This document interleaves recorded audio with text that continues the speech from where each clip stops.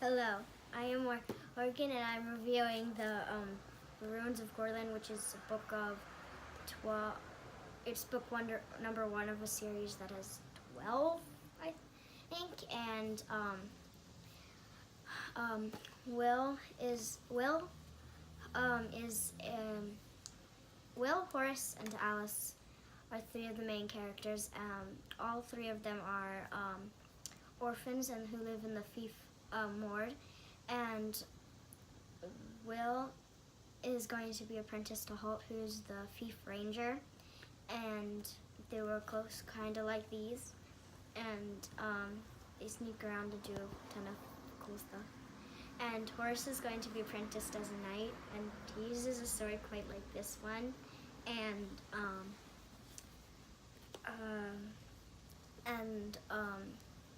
Tug and Kicker are two of the horses. Tug is Will's horse, and Kicker is Horace's horse. Excellent. Can you read a little bit from the book?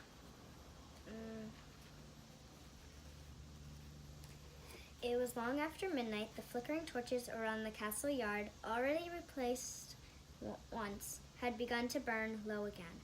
Will had watched patiently for hours, waiting for this moment, when the light was uncertain and the guards were yawning in the last hour of their shift.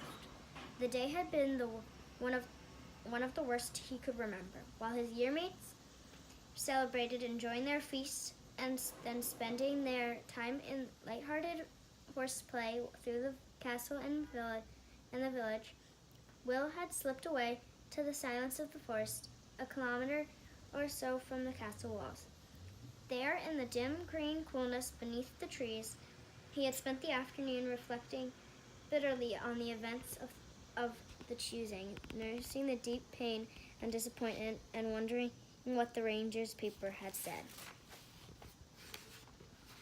Where do I skip to? Excellent. Did you want to read another passage? Yes. You have it marked, don't you? He realized that the Baron was watching him expectantly. Holt, as ever, was an impassive statue. Will unfolded the sheet and read the words Holt had written there. The boy, Will, has the potential to be a trained ranger. I will accept him as my apprentice. You will learn more about what happens. And so it went. Will would approach, the horse would duck and dodge and escape. Even in the close confines of the small paddock, he couldn't catch it. He stopped. He was conscious of the fact that Holt was watching him carefully. He thought for a moment or two. There must be a way to do it. He'd never catch a horse as light on its feet and fast-moving as this one. There must be another way. His gaze fell on the bin of apples outside the fence. Quickly, he ducked under the rail and seized an apple. Then he went back into the paddock and stood stock still, holding the apple out. Come on, boy, he said. Tug's ears shot up. He liked apples. He also thought he liked this boy. He played this game well. Tossing his head approvingly, he trotted forward and took the apple delightedly. Holt seized hold of the bridle, and the pony crunched the apple. If a horse could be said to look blissful, this one did. Will looked up, and Holt nodded approvingly. Well thought out, said the ranger. Old Bob elbowed the gray-cloaked man in the ribs. Clever boy, that, he cracked. Clever and polite. That on'll make a good team with Tug, won't he? Will patted the shaggy neck and pricked the pricked up ears.